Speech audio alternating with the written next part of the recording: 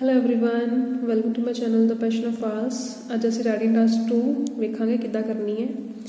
Let's start with first topic. The question is, it has been seen that reading for pleasure develops imagination and better language skills than to watch TV. To what extent do you agree or disagree? The answer is introduction आप लिखेंगे.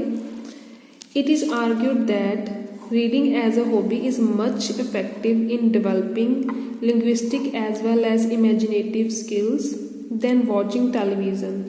I completely agree with that statement because of deficiency of visual images in a book, which forces a reader to imagine, and also due to the interaction with various languages. Reading uplifts language ability of a person. Body paragraph 1. Any book is a defect of pictures, graphs, and this paradoxically allows the reader to be imaginative. Due to lack of sufficient graphic images, the reader is compelled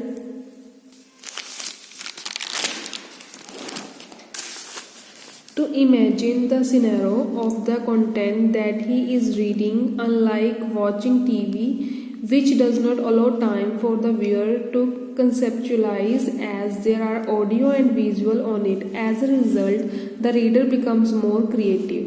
For example, a recent study by Oxford University revealed that more than 90% of the eminent artists were ardent readers. Please subscribe my channel, The Passion of Arts. The language skills of an individual.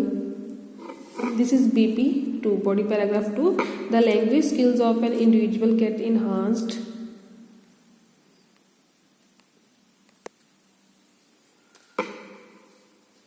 to a greater extent, particularly while reading, as the reader gets an opportunity to interact with various languages and their forms.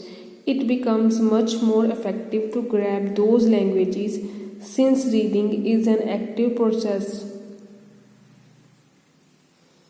For instance, a large number of autistic children were able to express themselves by writing after they were.